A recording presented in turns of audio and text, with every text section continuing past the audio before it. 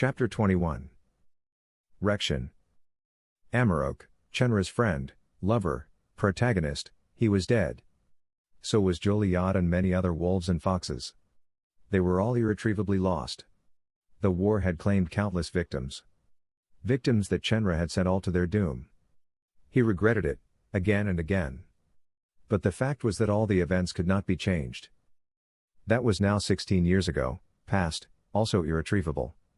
The shepherd dog was now 48 years old, and you could see it in his face. The fur of his muzzle was now grayed, some whiskers white, the eyelids looked tired, and every day the gray hairs in his fur coat became more.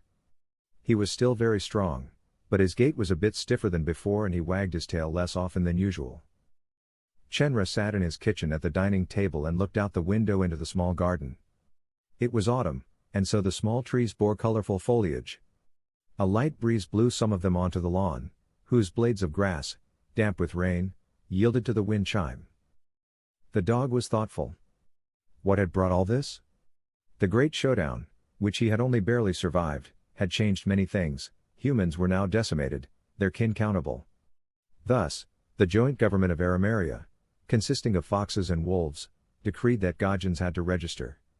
Those who did not follow were imprisoned, and it was at the discretion of the authorities which of them could stay or settle where.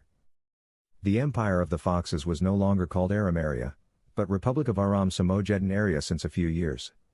What a name! It included the winner of the long war. Although there was still a body of politicians, scientists and aristocrats, which was allowed to decide the fate of the country, it was not sovereign. Everything had to be done in agreement with the monarchy of Samojija, which now had a new, young king. Rection was the child born of Serena's rape of Amarok. He was now 16 years old and ascended the throne at the age of 14. Serena, who still held the reins firmly in her hands as queen regent, prepared her son to lead her nation on his own in the near future. Chenerah had never met him, but had heard that he must be a very good-natured and patient wolf. The shepherd dog was not interested in world politics, because he had already fulfilled his task many years ago. He and his fellow wolves had devastatingly defeated the Gajans. With Amarok's death, the Aramarans felt satisfaction, surrendered, and thus limited damage. Peace had returned to Alpha. Vul. Truth in silence. Dialogue after the dispute. Respect for each other. One could not speak of a friendship of nations, but all parties involved had agreed with the outcome of the fighting. The male still remembered it clearly. His people remained in Alsatia, and he himself watched over the Ispasetka, because he no longer trusted the leader of his tribe. "Oh dear, so much mail again," spoke the Kesar as he opened the mailbox and was met by a large load of writing. Very often, even after all these years, he received letters of thanks from various corners of the three empires involved in the war. Many revered him, thanked him for his service. Sometimes, even females wrote to him, proposed marriage, and enclosed obscene pictures with their love letters. Didn't they know that he? In the meantime, he had gotten into the habit of sorting out the obvious envelopes without opening them. This writing, the ensnaring and licking of some anthros, was getting on his nerves by now. What else did they want from him? He did what he had to do then, that was all. That was nothing he was proud of or imagined. Besides, he had not fought alone. Who paid homage to the deceased nowadays, except on specially designated memorial days? Finally, only a few letters remained, and besides a few advertising and official letters, one envelope in particular caught the male's eye. The address of the aged dog, who now lived permanently in Alsatia, was printed in gold letters of his native language, and a border of the same color adorned the paper. He looked curious as he slowly opened the envelope, almost knocking over his cup of coffee in the process. He took out a noble-looking letterhead, written in Alsatian in neat, beautiful handwriting. On it shone the flag of the royal house of Samojija, a blue background against which the silhouettes of three male feral wolves in different colors were placed. Their two-dimensional bodies were decorated by a cross, a heart, and an anchor. Next to each pictogram could be read a Latin word, fidem, amare, sp. They meant faith, love, and hope. Looking at the flag, Gajaze pondered and sighed. It was he who had thought up the wolf's emblem of dominion as the flag of their nation when he had started writing his book many years ago. Now that he was no longer the ruler of everything, not knowing when the story of the foxes, wolves and dogs would end, it seemed strange to him to have his own creation, this logo, in front of him. It also seemed strange to him that he was now no longer the omniscient narrator, but had to shape his life like everyone else, in uncertainty about the future. His thoughts ended and intently he read what someone had written to him in squiggly handwriting. Dear Kesar, honored sovereign of the Alsatian Empire. This is not a love letter, a declaration of friendship or a song of praise to you. You are reading an invitation to get to know each other. I would like to thank you personally for your service to our nations, to our entire world. This has not happened yet, which I truly regret. It has taken me a few years to understand what you have done and what all this means for all our lives. You knew my father, Amarok. Unfortunately, I cannot say that about myself. Therefore, I would like to ask you to tell me about him and his time with you at a meeting. This is an invitation, a request, not a command. But I would be very pleased if you would accept this offer and let me know when and where we can meet in a friendly way. This has been discussed with my mother, the Queen Regent. She has expressly agreed, even advocated, a meeting between us. I hope you will honor me soon, for I am sure you will have much to tell me, just as I will have many questions for you.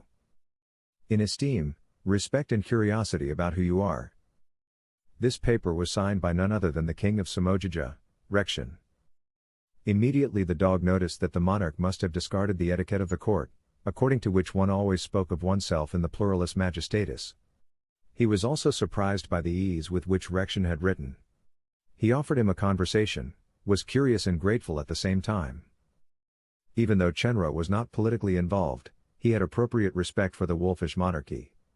They were each other's neighbors, the nations of Samojija and Alsatiania were closely connected. So why should it not be that he accepted this invitation and, in turn, drafted a terse letter announcing his coming?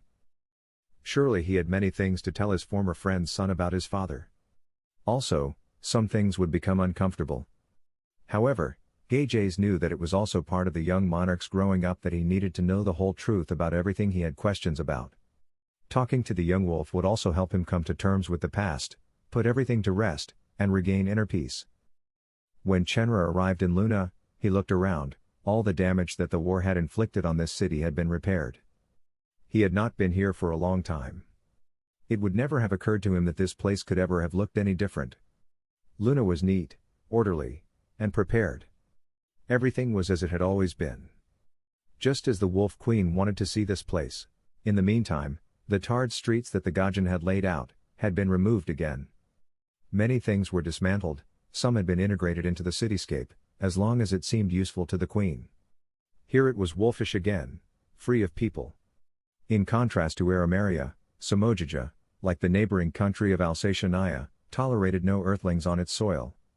All the humans who had survived the battle, there had to be about 3,000, were now in the Fox Empire, almost exclusively in the west.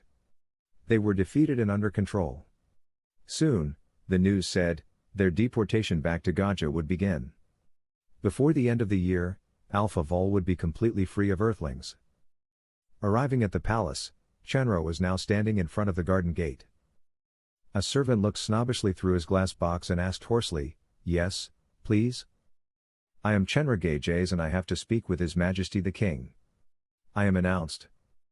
"Please wait. We need to check this," the wolf said, typing away on a keyboard. After a moment, he said, "Very well, Lord Sovereign. Good day to you," and allowed the dog to enter through the gate. "Lord Sovereign my ass, wolf," grumbled Chenerah crossly, but this did not impress the guard commander. Gajaze opened the door to the great hall and looked at the empty throne. Rekshin and Serena were a little late, he thought, but used the time to look around. "Everything is still as I wrote it down. Fascinating," he spoke quietly to himself, looking at the pictures of the heirs to the throne from times past. Suddenly, a youthful male voice broke the silence. "Ah, there you are." The dog was startled and turned around. He looked into the face of a young wolf who was now standing in front of him. Eyes wide open, he stammered, "Why, you're Rekshin? The Rekshin? Amarok's son?" The wolf grinned. It was impossible, but for a moment the Alsatian felt he was looking directly into the face of Amarok, his friend. Rekshin was the same age when Amarok's story began, and he looked uncannily like him. "What's the matter with you?" asked the amused one when the elder did not close the catch again. You look like you've seen a ghost. Are you all right? It's nothing, Your Majesty. Forgive me, the dog spoke, whereupon the smiling young wolf offered to follow him with a gesture of his hand and a slight bow. Come on, Kesar, let's go for a walk in the garden. With pleasure, Your Majesty. When they arrived at the garden, Chenerah noticed its size, and that there were many shrubs and flying insects. It was windless, only slightly cloudy, a beautiful autumn day. My mother sends her regards, Chenerah. I'm afraid she couldn't wait. The Aramarans and we are negotiating in many different corners. Yeremia desires sole rule over her realm, but we want to ensure that Aramaria continues on the path toward meritocracy and does not become a dictatorship once again. You know, politics never sleeps. A meritocracy? The elder asked. I assumed that Aramaria would one day become a democracy. For 2 years already, it has been calling itself meritocratic. There may still be a long way to go to complete transformation, but we are working to ensure that in the future there will be a form of government there that can be called independent and reasonable. Therefore, the merits of the individual should also count, no longer a birthright or martial strength. Opportunities, we wish, should be equal for all, and rewards should be given to those who truly deserve it. The dog grinned and agreed, yes, I understand. I sincerely hope that Yeremia will also come to terms with this idea. There are many duties as a region of one state, which must now provide for another in addition. Didn't you want to accompany your mother? After all, Samojija will soon be your country. Oh, you know, these things are always so troublesome, the king rebuffed, making a dismissive gesture with his hand as he walked, and besides, the foxes are always annoying with their demands. I don't mind that they don't want to give up their pride, but still, sometimes they go quite overboard. You know them. I believe that their empire can become a true meritocracy before the end of this decade and get a new addition to its name, if everyone joins in, that is. Then we should have officially established the first meritocratic republic on Alpha. Vol. The dog nodded thoughtfully and then asked, how is it that you don't speak in the pluralis majestatis like your mother, Your Majesty? I noticed it in your letter, so I thought I would ask you about it. Rection assigned the elder a seat on a wooden bench and sat down as well. He let his gaze wander and leaned back, relaxed.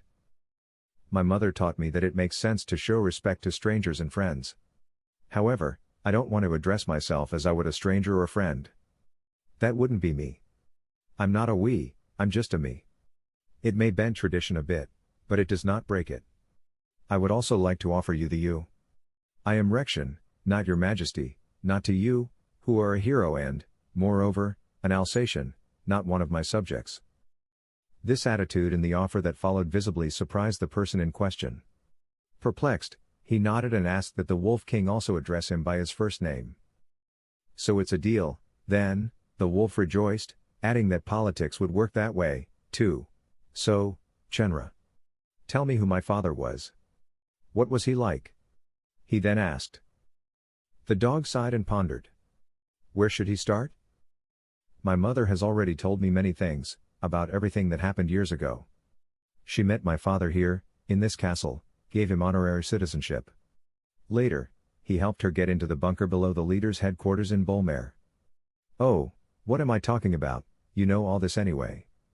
After all, you are the architect. Or rather, you used to be. Rection. If you know about it, if Serena told you all this, then surely you know that your father and I. And how we once parted, the shepherd stammered, lowering his head. But, unlike expected, the young wolf remained very calm and composed, he shrugged his shoulders and only uttered a questioning and. But Rection. That all this happened is my fault. I wrote this story. I mean, me as a human being on Gaja. It is very complicated, but I am responsible for everything bad in this world. So, as well as his death. I'm sorry, I really am, the shepherd apologized and his eyes became moist. Chenerah, whatever happened, I know that the Gajan snatched control of our world from you. Everything that happened after that is not your fault. The thing is, if my mother hadn't had sex with my father, I wouldn't be here. That may be, Gajaze agreed, but it's also true that it was rape and that Amarok had no intention of becoming a father. She wouldn't have told you that, would she? Sure she did. She can't explain it, but I assume that she was directed by Gajaze's spirit. Because I also know that she killed her and that the goddess went into her. I'm surprised how easy it is for you to deal with all of this. In fact, you should hate me. Everything I wrote down at some point led to Amarok's death. It would seem understandable to me if you had something like sheer hatred in you. The younger one sighed and looked at a petal lying on the ground. They were silent for a while, after which the king asked his counterpart, "Are you joking? I have hated you for a very long time. I swore I would have you executed if I ever met you in person." The Alsatian gulped. "Yet," the king continued, "I could not. After I understood all this, there was no longer any reason to be angry. My father was angry. I can understand his reaction, too. But that's how the actions ultimately led to me existing. Now, at some point, it is up to me to lead this realm.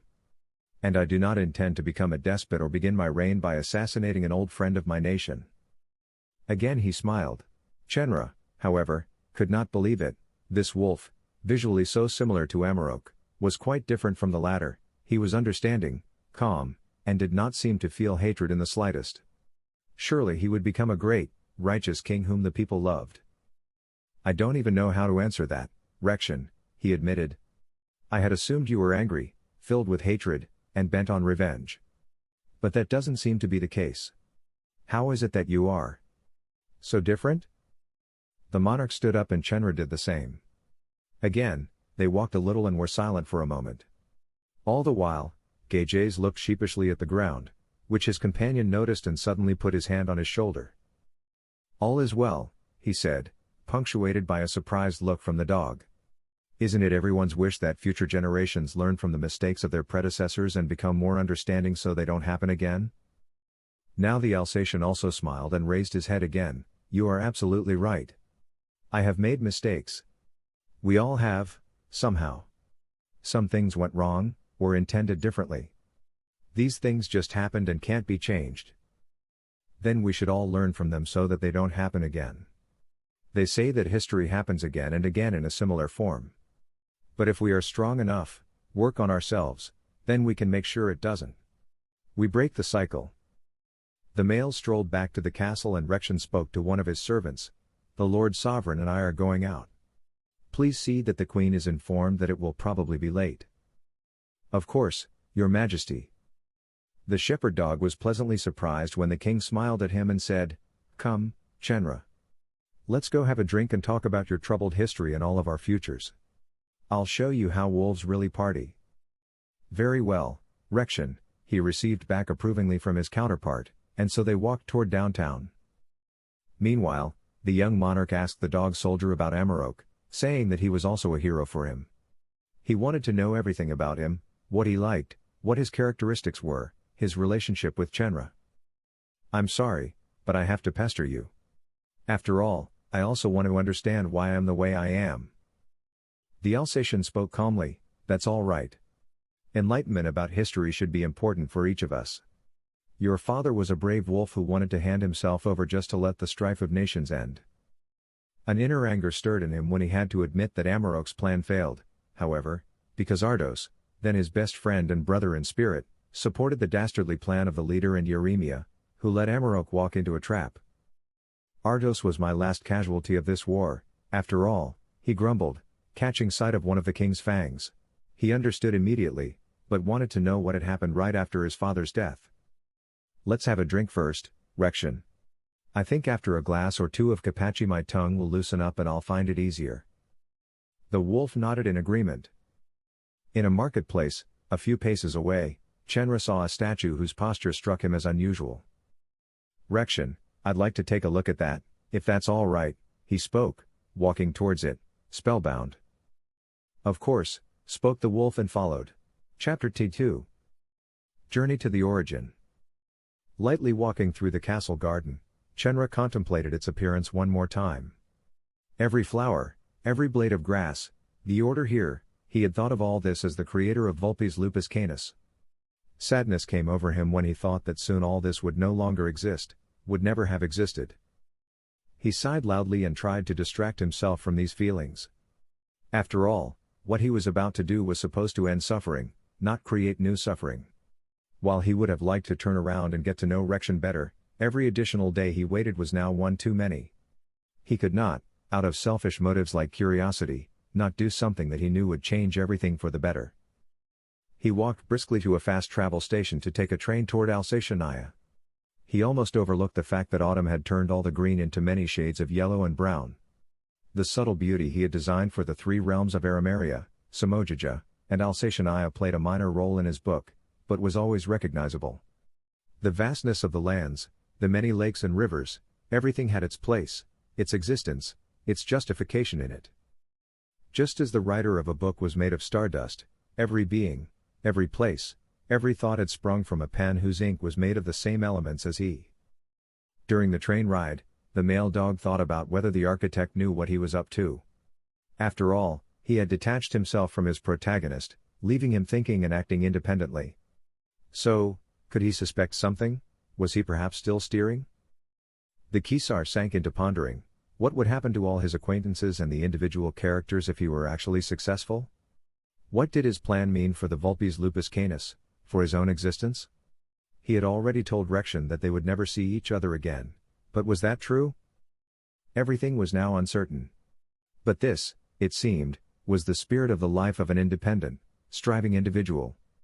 It seemed amazing to the dog how close his book was to the realities of the architect's reality. The world he imagined, the planet Alpha Vol, Arameria, Samojaja, and Alsatia, all this was far from perfect. There was war, suffering, evil here. Why hadn't he created a fiction in which he could be happy? Self-hatred, self-flagellation? I may really understand little of your mind, human, though we are one and the same, he finally summed up his thoughts as the train found its terminus near the Alsatian border. Now the male dog had to walk a bit. Here he let the brooding end and breathed deeply and calmly. A beautiful day. Just right for the last one in which this world will matter, he spoke softly, arriving at his home after a while. Chenerah immediately pushed aside his kitchen table and rolled up the gray carpet underneath, revealing a flap in the floorboard. Below was the small cellar of the house, where the dog kept his sword, the ispasetka and the protector. While he had not thought he would ever have to wear it again in his life, he told himself that there was no way to know now what lay ahead. So he put on the breastplate and noticed that it still fit him perfectly after all these years. The Alsatian gently stroked the matte black, somewhat bluish shimmering material and sighed, "What a beautiful, indestructible masterpiece. Whoever made it, sensational. Still fits. Lucky I haven't put on weight." He smiled, however, wearing the protector always meant danger ahead. If you are for protection, why did the architect create you? If he wants his children Joliad, Amarok and me dead, it makes no sense, the male thought to himself and imagined that the Gajan could also possess this piece in its reality. Perhaps this armor served as protection from a world that had to be just as evil and dangerous. Or was this part just a metaphor he had built into the story? Should this only be a symbol for psychological, not physical protection? Whatever it is, Gajan, this protection will not save you from what I will do, spoke the dog. I sat on my sickbed and read these lines from my book. What was this turn of events? I had never written it down like this. I would have known about it if it had been like this. Come on, tell me what it is you're going to do. Where is this info? Don't talk in riddles.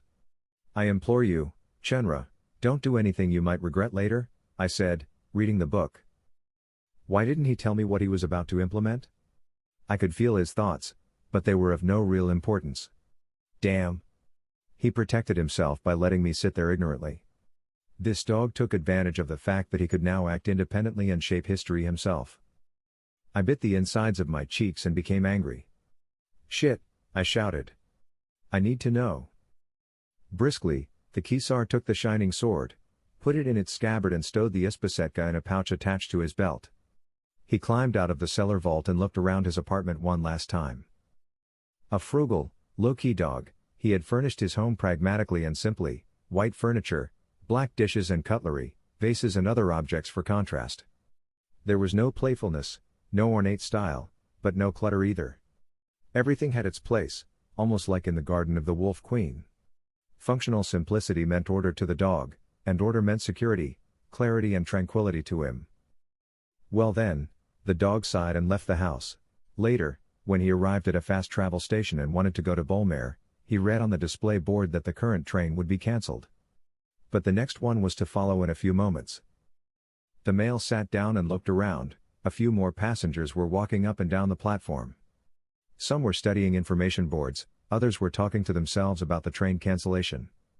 Everything was as it always was. Nothing was perfect, no matter how hard they tried to optimize processes. Something always didn't fit, because something always didn't work as expected. The dog sighed and looked at the display. The next train was also to be cancelled today, and the following one as well. There was no indication of a general disruption. The trains were simply not running. I can't remember one situation where several trains didn't run as scheduled as a result, he mused, then cringed inwardly. Oh no, he said to himself, because he understood that it was I, the architect, who was trying to stop him. The Kesar looked angrily at the sky and spoke directly to me, come on.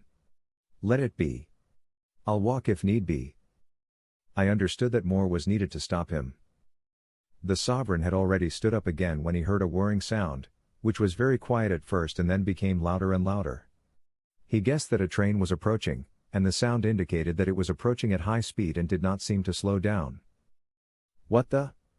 He wondered in a whisper, his eyes widening as he saw the speeding train approaching. I let the train enter the station at maximum speed, so that in a slight curve it was torn out of the track with a thunderous noise, overturned in its entire length and missed my protagonist's head by a hair's breadth. Shocked, the latter froze with its muzzle open and its heart racing as it heard the train, along with its passengers inside, hit the grass behind it and crash into a tree. The vehicle was torn apart and caught fire. Loud screams and wails reached the dog's ears. This couldn't have really happened. By the gods! This could not have happened. Leave it! I shouted angrily, clawing doggedly at the striped blanket of my hospital bed with one hand. Suddenly I was startled when I read the next line of the novel, because what Gajaze was now shouting was again clearly directed at me, no, I will not. And even if you take the whole world apart, you will never stop me. Stunned, I now froze and could only read on, unable to act. The screams did not leave the dog cold, but he could not help the passengers. As burning bodies ran toward him, flailing their arms, Chenerah felt the inner conflict of wanting to help but not being able to, since all this would never have happened in a short time anyway. Oh, damn it. I'm sorry. He exclaimed, turning away from the action and running. In no time at all, dark clouds gathered and drops began to fall to the earth. Rain began to fall and loud thunder could be heard. The rustling of the colorful treetops almost choked the dog's words as he shouted, "You're not going to stop me. Go fuck yourself." I played with him a bit, had lightning strike a nearby tree and split its trunk with a loud crash. Chenerah was startled, but courageously showed his fangs and ran even faster. His clothes were now completely soaked and heavy, and only with difficulty did he manage to orient himself in the gray of the scenery. However, he was not deterred and his legs did not stop carrying him further and further. Whatever I tried, I would not be able to break his will. On the other hand, I could not possibly let him do what he was about to implement. I suspected that he would try to change the course of history, but I could not imagine what his next steps would be. The Alsatian walked for quite a while through the rain, whose intensity diminished, until he stood on the hill not far from Bolmare, where Amarok and Joliad were buried. The Kopacheka tree bore little foliage now, for even it could not escape the natural change of the seasons. Its broad trunk glistened damply and the moss that had settled on it was saturated, bright green because it was now bulging with water. For a brief moment, the dog paused and gazed in the direction of the imperial capital, while exhausted, he leaned his head against the trunk of the tree and the rain slid down him. "Oh, you too. I miss you," he spoke to himself and sighed. "I promise I'll make it all up to you. I give you my word." It almost seemed as if his former companions were answering him, for the thunder now became quiet and the rain ended abruptly. The clouds moved away, giving the sun back its place, as the male continued on his way, walking further through the wet grass, which made a rustling sound with each step. Arriving at the outskirts of Bolmare, Chenerah climbed into a transport tube and set the center of Bolmare as the destination on the console. Now I was startled and stopped reading. "Chenerah, please don't do that. I know what you're up to. Let's talk about it. Please. I promise we'll figure it out," I pleaded, because I understood what my dog was about to do. After rematerializing in the large square in the center of the city, the Kesar stepped out of the tube and walked purposefully towards the statue, which bore the name Fox McCloud. The imposing structure rose steadfastly into the sky, having withstood the war and the destruction of many years. Chenerah had correctly recognized that this landmark was the symbol of one of my ideals. And for ideals it was true that nothing in the world could overthrow them, harm them or make them forgotten. The soldier noticed that no one was in the square, but this was not surprising because of the previous storm. Fascinating, he thought, that it really hasn't been destroyed. Thank you, Rection, for bringing this to my attention. Dreams have a certain power and show us what we care about, what moves us, what is most sacred to us. No, Chenerah. Don't do that. I'm warning you, I shouted angrily, my eyes now wide open as I read. Oh yes, I will, he replied, smiling smugly as he set about climbing up the statue to reach its outstretched arm. Quickly taking a pen from the jar on the nightstand, I scribbled a few words in my book and made the city shake. The swaying of the ground caused Gajaze to slip on the wet, slippery surface and fall to the ground with a yelp. Quick as a flash he stood up again and shouted, "Oh no! You're not stopping me." I let the intensity of the quake increase, with the first walls of the surrounding buildings cracking, stones coming loose from them, and windows shattering with a clang. The shepherd was visibly struggling to keep his balance and knew that if he didn't hurry, the statue would be destroyed by the eruptions and his plan would be ruined. He knew that nothing could harm it that came from Alpha Vol, but this did not apply to what I added from Gaja, from my story. The male stumbled, fell again, but righted himself. He staggered to the fox figure and clutched the lower part as strong winds started, lightning shone again in the sky and thunderous noise broke over the central square. The fur of my protagonist blew and got wet again, as I let a mixture of hail and rain set in by a few entries with the pen. His arms strained, the Alsatian braced himself against the storm that was growing stronger. He squinted his eyes and shouted threats that were almost drowned out by all the noise. Sinking? Yes, that's it. That's it. I don't want to kill you, Chenerah, but I can't let that statue stand, I spoke. I'm sorry, but I have to make you feel if you won't listen. Then, when the male opened his eyes, he could see meter-high waves of water pushing through the alleys of the city in his direction, taking everything in their path with them. His eyes froze open as the wave of a tsunami reflected blue in them. Wherever the water suddenly came from, time was pressing. What? Shouted the sheepdog in shock. You're destroying the whole town to stop me? Are you serious? Then he gathered all his strength and again climbed up the stone landmark, which seemed to be so stable that the previous quake could not destroy it. Straining, he clung to the torso with his arm and unsheathed the sword. Snorting, he doggedly stretched out his arm, but did not reach the hand of the statue by a few centimeters. Come on! He exclaimed tensely, biting his tongue and scrunching his eyelids together as he moaned, strained and fought for every millimeter. Finally he managed it. He put the handle of the weapon into the hand of the statue so that it was pointed towards the sky and its blade reflected the light of the flickering lightning. The lettering on it began to glow. But nothing else happened. Gajaze climbed back down, held onto the monument and continued to resist the storm. He looked alternately at the sword and at the approaching masses of water. Damn! I have to hurry up. Why isn't anything happening? He hastily asked himself. Crap! I forgot the stone, he mused, where might it belong? He looked at the details of the statue and noticed that on its base, between the sitter's legs, there was a small depression. The male grinned, visibly enlightened, and took the ispasetka from his pouch. With his trembling hand, he placed it so that it fit exactly into the indentation. Suddenly, the characters on the stone began to glow as well, and the dog's eyes snapped open as he heard verses that must have come from a very ancient Gajan language manifesting in his mind. Tidal waves approached quickly from all directions and the first objects flew out of them towards the dog. He squinted his eyes and held his arms protectively in front of them, because the water and him were separated by only a few meters. Suddenly, time stopped and silence fell. The water, the debris, the raindrops, nothing moved anymore. Slowly, the Kesar lowered his arms and released his petrified gaze. Puzzled, he asked choppily, "What the?"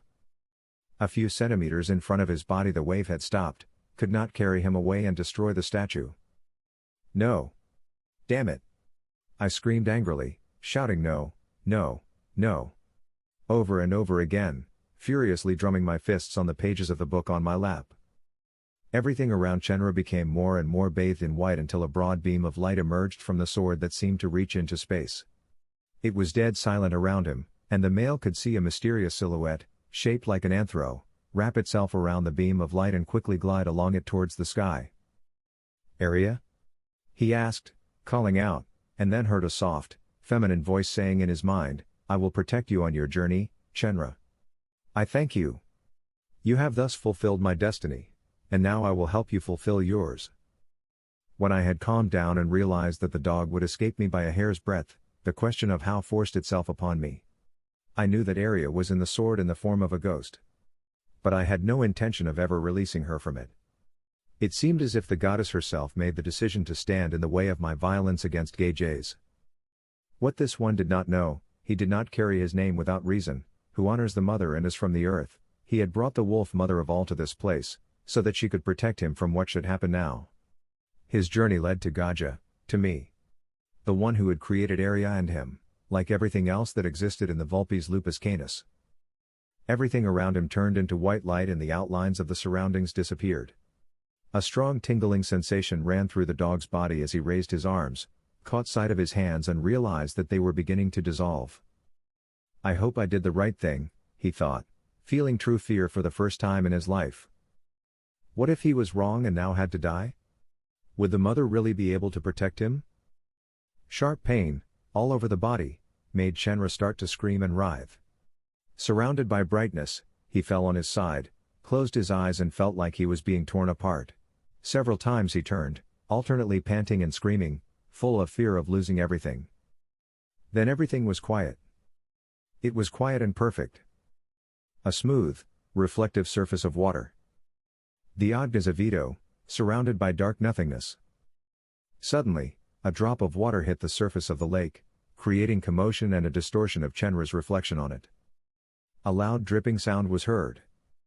Amarok's voice rang out, which said joyfully, "Yes, we will always be together, my little fox." Joliad spoke, "I am very much looking forward to it, my darling." The architect's voice, "Sure, I enjoyed the time I had together with my children. What father doesn't? But even the years together end at some point. So you just hope to have given them all the values for an upright life." Then Carteron, "I want my people to show courage, not fear. We walk upright whenever it is called for. We are one spirit, one idea, one family." Serena, surely you know what your friendship means to our people, don't you, Chenerah? Aram, if you're afraid that a small change in the past might have a big impact on the present. Area's voice completed, "Then why don't you think about the fact that everything you do in the present will also have a great impact on the future?"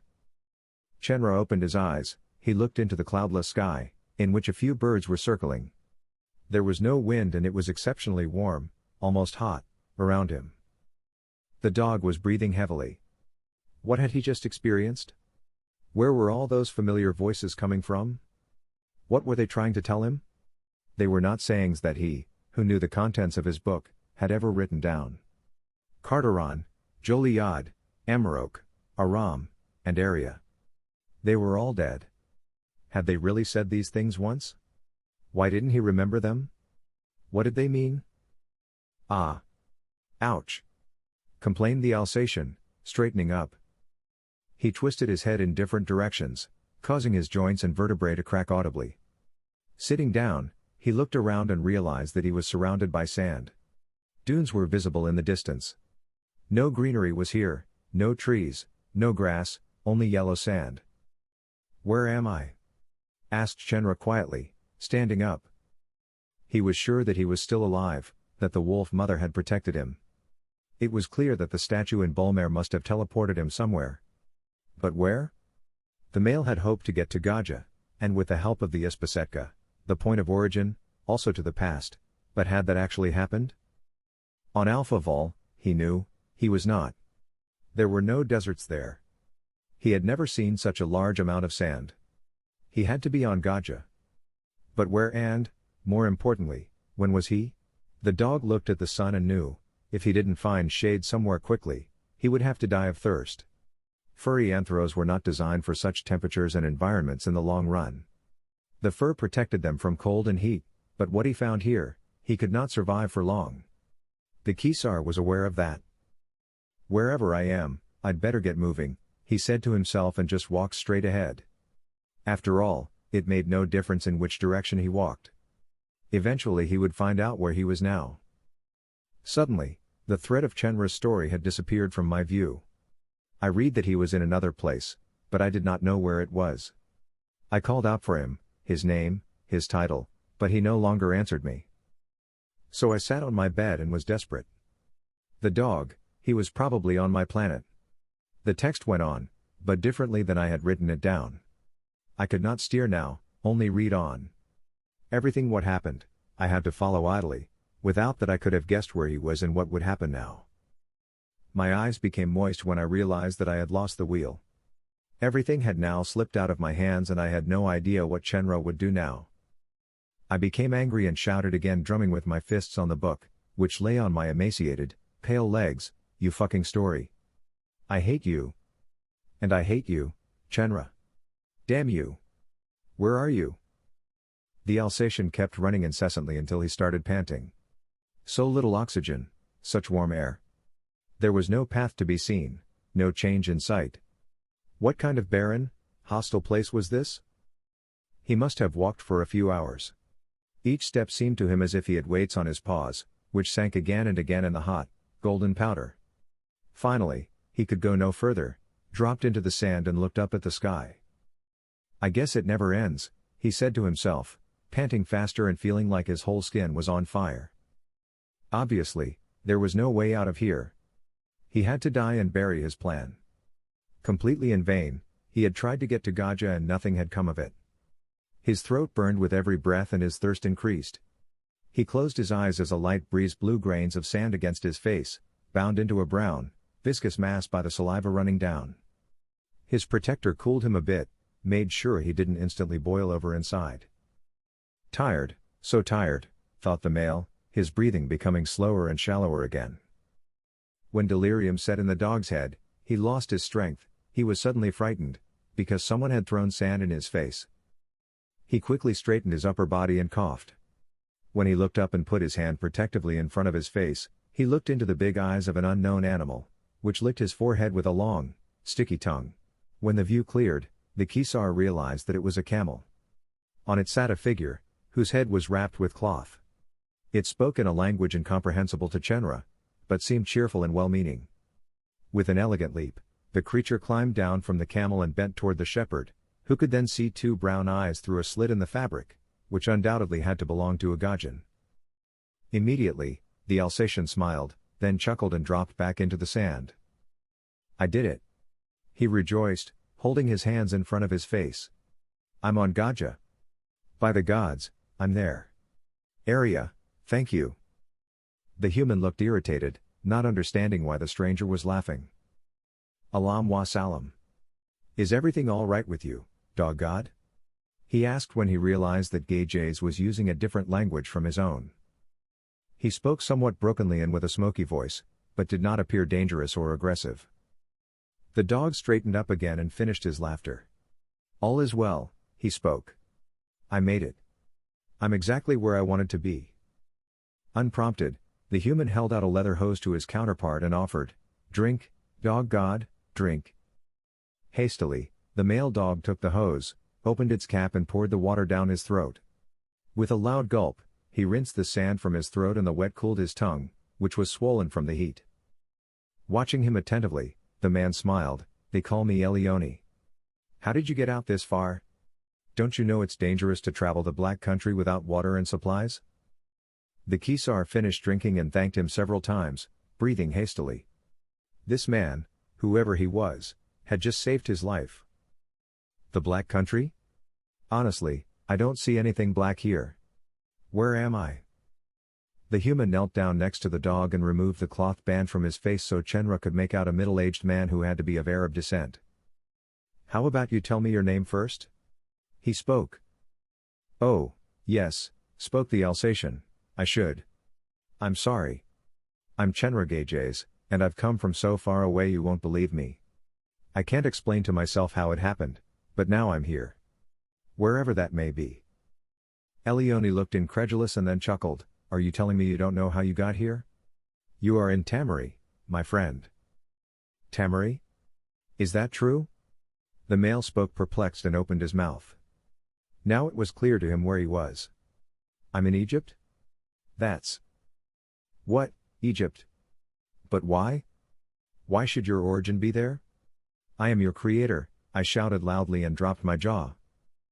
I sent for a nurse and asked her to get me books from the hospital library. What kind of books do you need? She asked. Hastily I had put aside the Vulpes Lupus Canis and spoke, Egypt. I need everything about Egypt, about the old and the new empire. If he actually managed to get to Gaja, then I need to know why he is there. The Ispasetka has brought him to some point in history, and I need to know which one. The nurse looked incomprehensibly. Who is where? What do you mean? I had no time for explanations and asked her not to ask any questions, but to quickly get me the requested books. I suspected that this dog could not have wandered around without a trace in time. Therefore, I had to try to find the when again. I knew how he worked and that he had turned against me. In turn, he knew that I could continue to read what he was doing. Therefore, he would also avoid as much as possible to put me on his track and to stop him. If I would know when in the history of my world he appeared, then certainly also what he intended. By rewriting some pages of my work I could have possibly directed him again. But since I wanted to know why he had appeared in such a distant country, I decided to let him, as long as this would not become dangerous for my history. When the nurse returned after a while with a stack of books, I thanked her curtly and immediately began to read one. I noticed a strange coincidence as I did so. When I remembered that Serena and Amarok found books on Greek and Egyptian mythology at the leader's headquarters in Bolmer, I realized that I had known all along where Chenerah was going. After all, the oldest known mentions of anthropomorphic beings came from this very land. However, these myths were many hundreds of years old. What did they have to do with Chenerah and the Vulpes Lupus Canis? I also remembered that Anubis had met me some time ago, together with Chenerah. Until the time of my realizations, which I gained, I thought it had only been a dream. Now I realized that they had actually been with me. I'd almost died, and my shepherd dog had saved my life by negotiating with the god of the underworld, the Duat. When are you, Chenerah? I whispered, continuing to read my book. The Arab interrupted the male. Please don't call my country what the Greeks and Romans do. A terrible word, if you ask me. But the dog was stunned. He stood up and his counterpart did the same. He was a bit wobbly on his feet and held onto the camel's body with one hand. What year is it? He asked. Elione did not understand. What do you mean by year, dog god? He pondered for a moment and then asked, has the Savior of Christians already been born? Again he was met with incomprehension. Savior of Christians?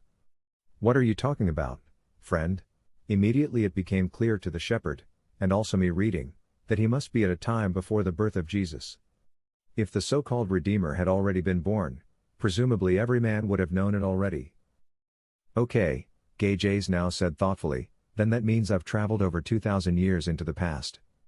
That's amazing. The Ispasetka really can do it. So it's true what they say about it. But why here? Why so far back in time? What does this have to do with the origin of my story? Very confusing. Whatever, the Arab rebuffed, interrupting the musing. If you want, I'll take you to Yenebaean. You can walk, of course, but on Samarana, my beauty, we need only one day. Lovingly, he patted the flank of the large mount, which gave a deep gurgle of affection. The Kesar nodded and thanked Elione for helping him, even though the dog was a stranger to him. Stranger? The other spoke as he tied the scrap of cloth back around his head to protect himself from the drifts of the sand. You are one of the races of the gods. It is bad luck not to shake hands with one of you. After all, I don't want to bring disaster on my wives and children. As they rode off, comfortable as camels are, Chenerah held his rescuer's hips and asked, Gods? I am not a god. I am. Oh, now I understand. It's all good. Yes, then I guess I am one of them. At least from your point of view. The Tamrian shook his head. You must have taken a blow to the head, confused as you are talking. Or maybe it's the slice of Rees that's clouded your mind. The male realized that he had to be very careful in his choice of words. If he was indeed in Egypt sometime 2,000 years ago, then some of the inhabitants would consider him a god being and probably even worship him. He was also not surprised that his helper did not find the canine appearance unusual. On Gaja there were a lot of reliefs and murals on which animal humans could be seen. Since this man did not seem to be surprised by Chenerah's appearance, he concluded that the modern findings from Egypt must all be based on actual facts. Very little did the Alsatian know about this land. However, as a Gajan, which he was after all, he had heard of its mythology.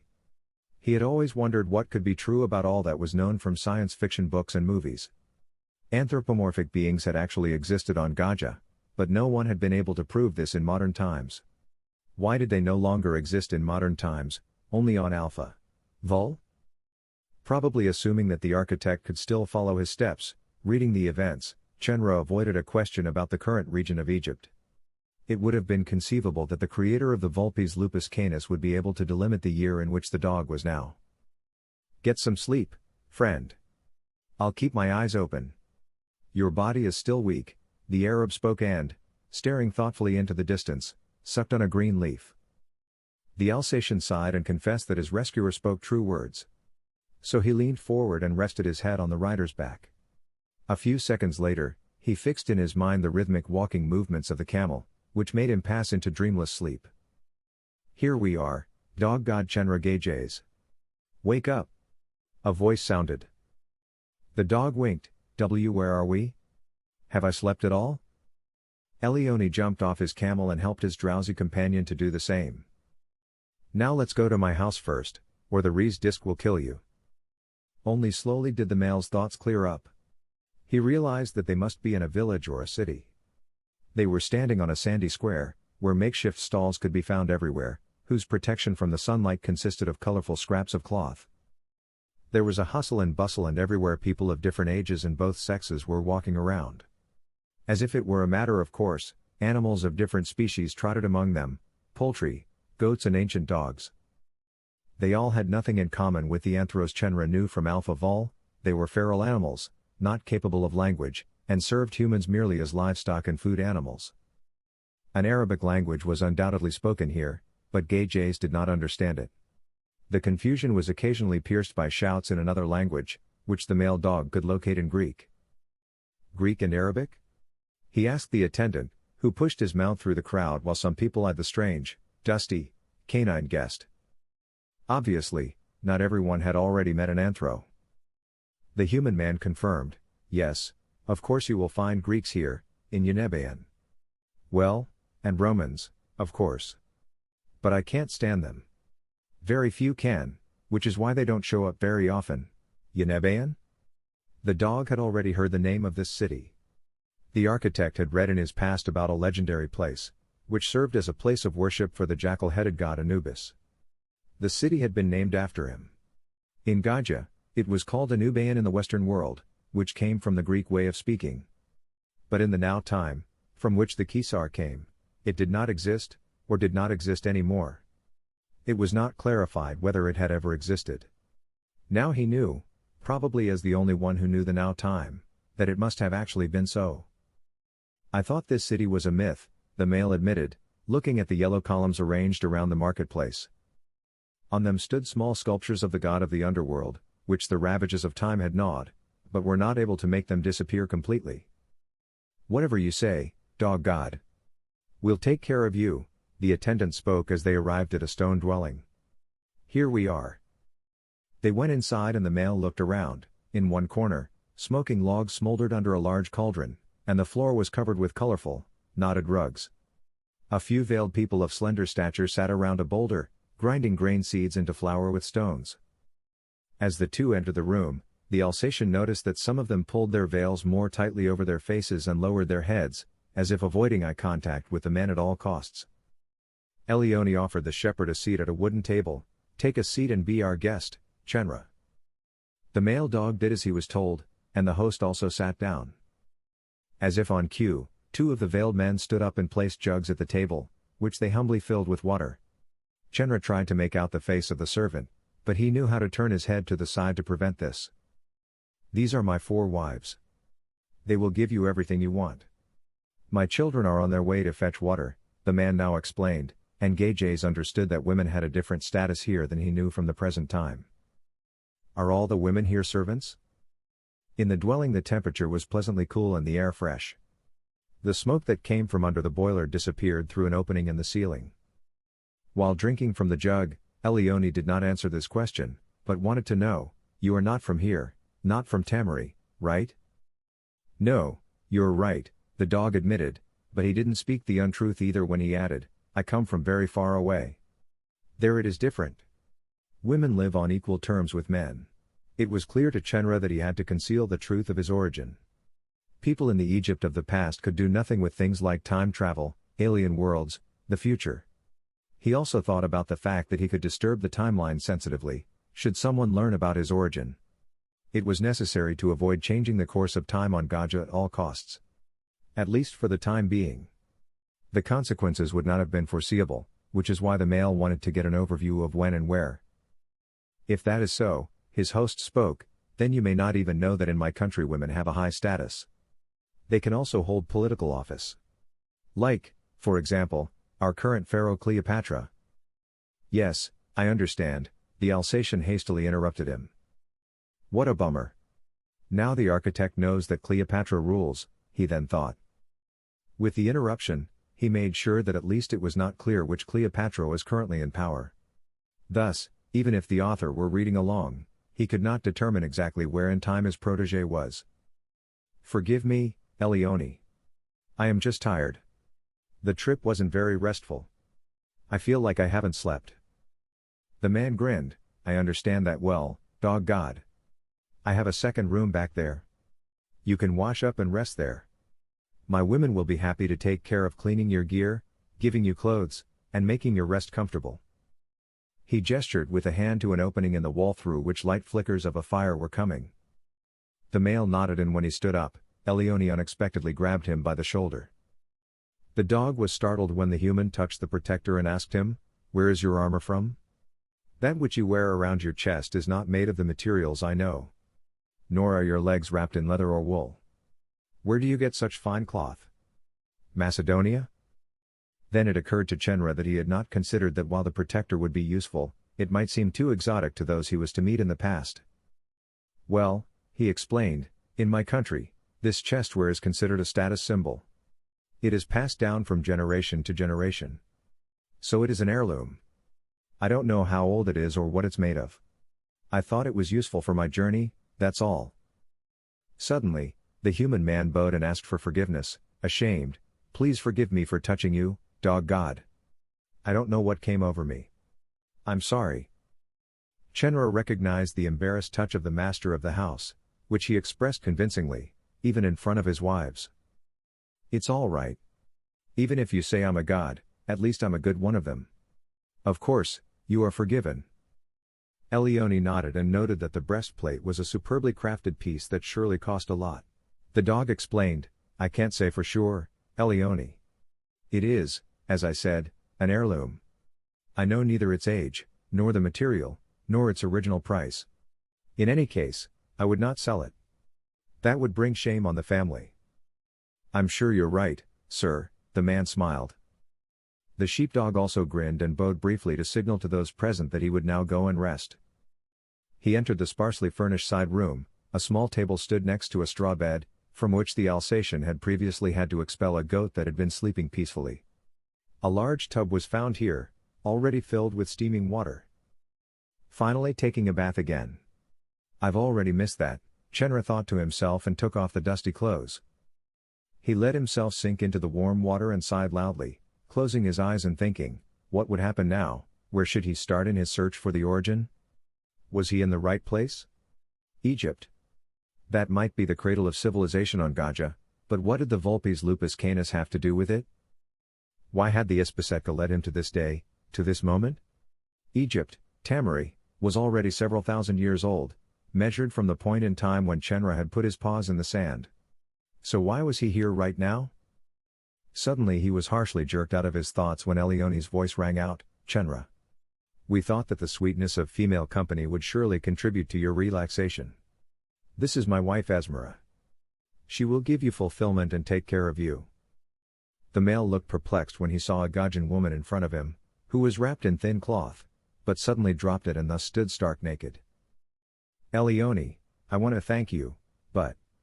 The Kesar stammered, but did not dare to tell his host that female beings were not his taste, Gajan women certainly not. The man leaned against the doorway to the room, chewed on a leaf again and grinned, don't you like her? You can have another, but Esmera is my most beautiful wife. Accept my gift as host. Do not refuse, for that is very offensive in this country. Yes, but... Look at me, I'm a dog, the male dog pointed out, but his counterpart wouldn't hear of it, saying only that it would be an honor for him if one of his wives could unite with a god being like him. The Gajan stood in front of him, shamefacedly covering her breasts with her hands, goosebumps visible. She had turned her head to the side in embarrassment and looked down. When her husband had disappeared again, covering the entrance to the room with a curtain, Chenerah addressed her in his deep voice, don't be afraid of me, Esmera. I certainly will not harm you. You are cold. Wait. He stood up without thinking about the fact that he was now exposing his entire body to the woman's intimidated gaze. She looked at him for a fraction of a second and then quickly turned her head to the side again. Gajaze, used to it from his world and time, didn't mind standing unclothed in front of a stranger. So he climbed out of the tub splashing and gently put her cloak back on Esmera so she wouldn't have to freeze anymore. Her look now became self-conscious as the dog got back into the tub. So you don't want me, dog god? She asked, her voice tender and her lips quivering. One could hear that she blamed herself and her outer appearance for the rejection on the part of the supposed god, but she remained very sovereign and sublime. When Chenerah sat down, he slowly shook his head, it's not that. You are a human and I am a dog. We belong to different species. You're beautiful and your body is lovely, really. It just doesn't work. It's not meant to be, though your husband's gift honors me greatly. Now Esmera raised her chin, dropped her cover again, and stepped closer. You heard what my husband said, don't refuse. You are a god and can have anything you want. Take what he offers you. Take what I offer you. It shall be a temptation that you may gladly succumb to, she threw at the overtaxed sovereign. He could no longer answer, so quickly the Egyptian climbed into the tub. Chenerah tried to keep his distance, but the bathing vessel was not very large. What are you doing? He asked still wide-eyed, after which she planted a powerful kiss on his chaps in a flash, closing her eyes. Reflexively, the shepherd took Esmera's head between his hands and pushed her back. Let's not do this. He began, startled, but again she beat him to it, slowly stroking his furry, wet chest downward toward the surface of the water.